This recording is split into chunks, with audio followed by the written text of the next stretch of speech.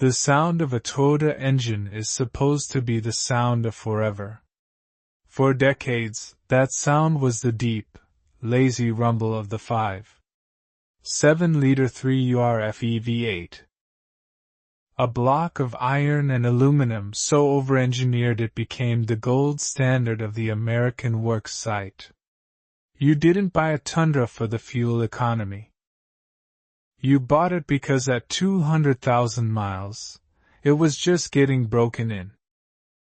You bought it because while Fords were cracking phasers and Rams were eating camshafts, the Tundra just worked. Then came 2022. The V8 was dead. Long live the iForce Max. The twin-turbocharged 3.4-liter V6 hybrid. More torque. More horsepower. Better towing. It was supposed to be the evolution of reliability. The future.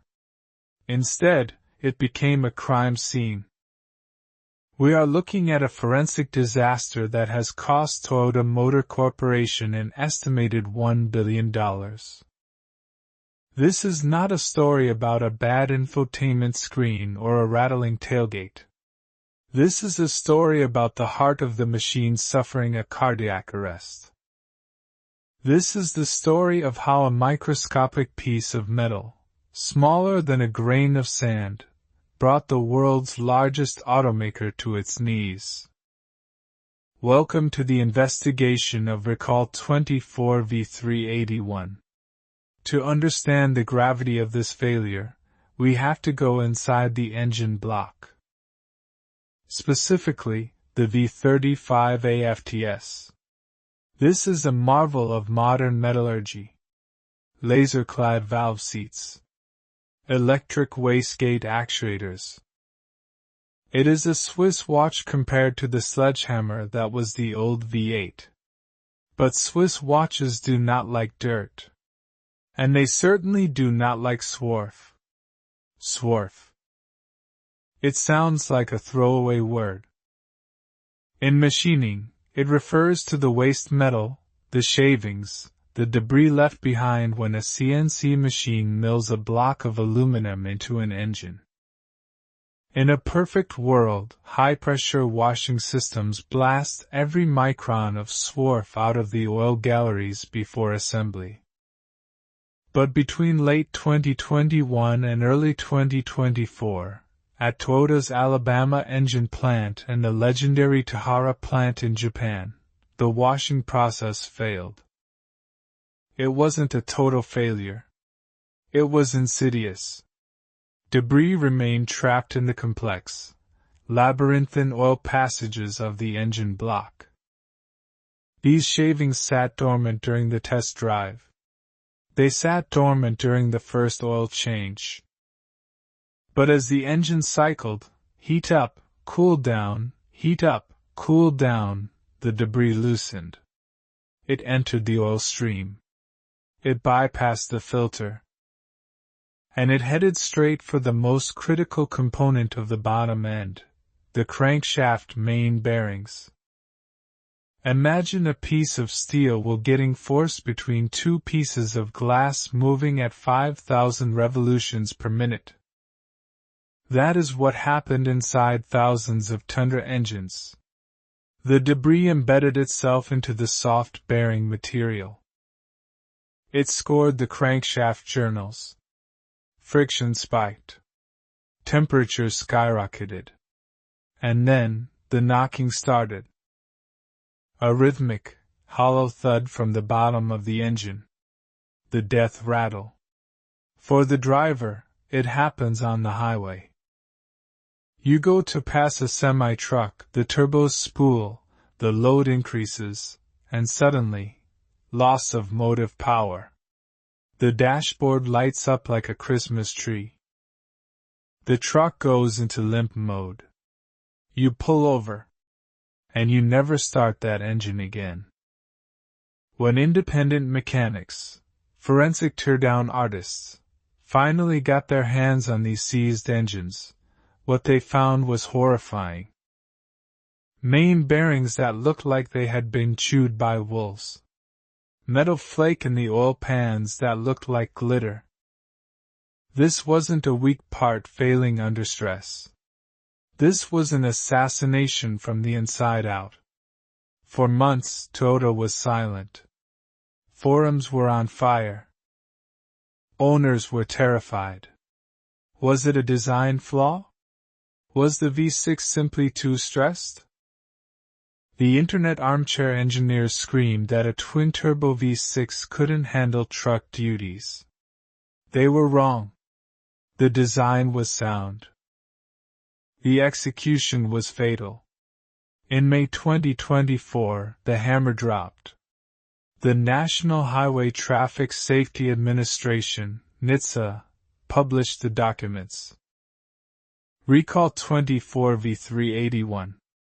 The scope was staggering. Over 102,000 vehicles. Tundras. Lexus LX600s. The flagship vehicles of the brand. But the remedy? That was the real shock. Usually, a recall involves a software update. Maybe a new sensor. A bracket. For Recall 24 V381, Toyota didn't offer a repair. They didn't offer to flush the oil. They ordered a full engine replacement. Let's do the math. A modern twin-turbo long block, with labor, fluids, and loaner vehicles, is easily a $15,000 to $20,000 job per truck. Multiply that by 100,000 units. You are looking at a financial crater. Dealers were overwhelmed. Technicians who were used to changing oil were suddenly tasked with lifting cabs off frames and performing heart transplants on brand new $70,000 trucks. And just when we thought it was over, the plot twisted.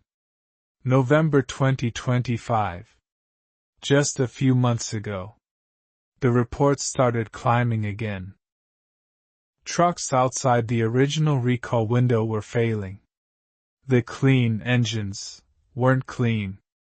Toyota had to expand the recall. Another 126,000 vehicles. The nightmare had doubled. The Tahara plant, the facility in Japan known as the Temple of Quality, where workers are masters of their craft, was implicated alongside the Alabama plant. This shattered the myth that Japan-built, Toyotas were immune to the defects of modern mass production. This crisis forced Akio Toyoda, the chairman and the spiritual guardian of the company, into a corner. This is a man who races cars under the pseudonym Marizo. He is a petrolhead. He famously apologized for the unintended acceleration scandal years ago, promising to prioritize quality over growth. And yet here we are. The Tundra failure is not just about metal shavings. It is a warning shot about the complexity of modern engineering. We demanded more power. We demanded better MPGs. We demanded more technology. To give us that, manufacturers had to build engines with tighter tolerances, higher pressures, and more complex manufacturing processes. The margin for error became zero. The old V8 could probably run with a handful of sand in the oil pan and ask for seconds. The new V35A cannot survive a single speck of dust. So, where does this leave the Tundra? The trucks rolling off the line today are clean. The process has been fixed. The engines are robust. But the scar tissue remains. Resale values took a hit. Consumer confidence wavered. For the first time in history, die-hard Toyota loyalists looked at the Ford F-150 and the Ram 1500 and thought, maybe Toyota will survive this. They have the cash reserves to absorb a $1 billion hit. They have the dealer network to fix the trucks. But the aura of invincibility? That is harder to repair. Trust takes decades to build and one single machining error to destroy. If you own a 2022 to 2024 Tundra, check your VIN. Get the work done. The new short blocks are solid. But let this be a lesson to the industry. You can engineer the most advanced combustion system in the world, but if you don't sweep the floor, the house will still burn down. This is the price of progress. And for Toyota, the bill has come due.